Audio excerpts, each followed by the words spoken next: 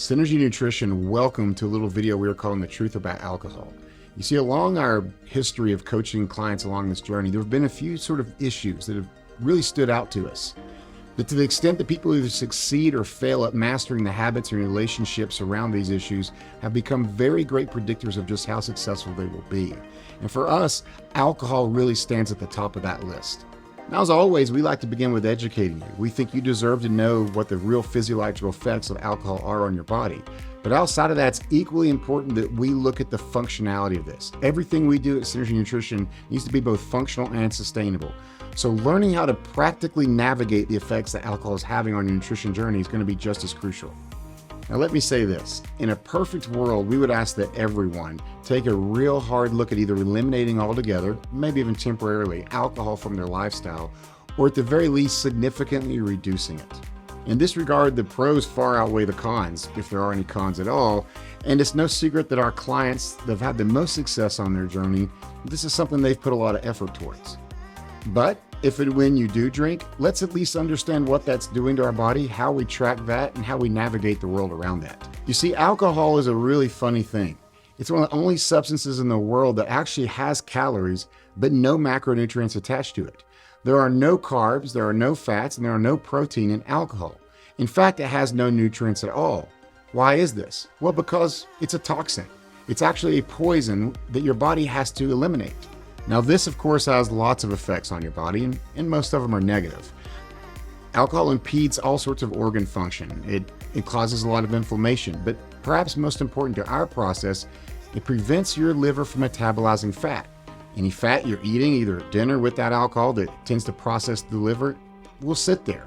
And fat that isn't metabolized through your liver has a lot higher chance of being stored back on your body.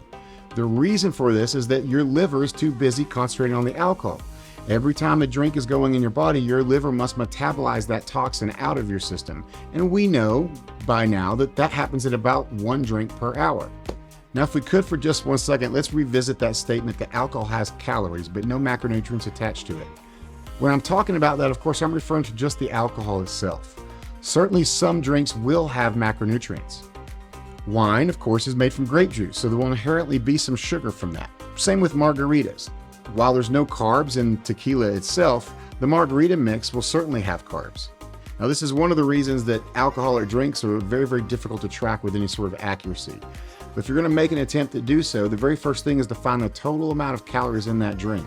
Then, using the formula you find right there in your guide, you can divide those calories into either fats or carbs, or a mixture of both, depending on how you need to fit them in your day. Put those in your MyFitnessPal app, and you will have, about as best as we can get, an accurate picture of the effect calorically alcohol is having on your body. Now that that's sort of out of the way, let's move on to talking about that practical or functional aspect of alcohol in our lives. I think that any parent out there might relate to that saying that if you want to really see who your child is going to become, take a look at who they're hanging around with. I think alcohol is sort of the same way.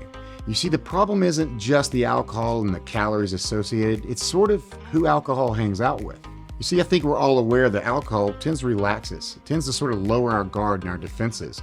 And while that's perhaps the desired effect in a lot of situations, it also happens to lower our defenses to our food environment around us. And I guess for me, that's kind of where the problem lies. You see, I haven't noticed alcohol hanging out a lot with healthy, high-protein, lean foods. I've seen beer hang out quite a lot with chicken wings and nachos. I've seen wine hang out with fancy dinners out that are really rich and bold, maybe followed by chocolatey desserts.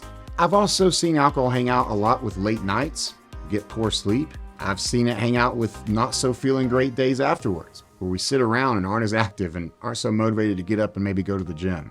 And so I would say that that's honestly the bigger side of this to consider. You see, we're not really much different than that analogy with our kids. If we want to see a really good predictor of what our success will be on this health and nutrition journey that we're on, then let's take a look at the things that we're hanging out with. And alcohol doesn't tend to hang out with very successful things. And so I would challenge all of you to, at the very least, take a good hard look at the role alcohol might be playing in your life. Now, can you drink and fit that in and still have long-term success on this program and this nutrition journey you're on? Absolutely you can, without a doubt. And we're actually here to help show you how to do that. But at the same time, if you think some changes might need to be made, be bold and be willing to make those changes. Embrace them. You see, I bet most of you came here because you want a different result than you have been getting. And part of that is that you have to be willing to do some things that you haven't been doing. Listen, we realize just how challenging navigating these waters can be. Alcohol has somehow weaved itself into every aspect of our lives, from our social lives all the way down to our corporate lives and careers. And the truth is, we're kind of navigating those same waters every day right there alongside you. That's what we're here for. We're here to support you. We're here to encourage you. We're here to help you any way we can.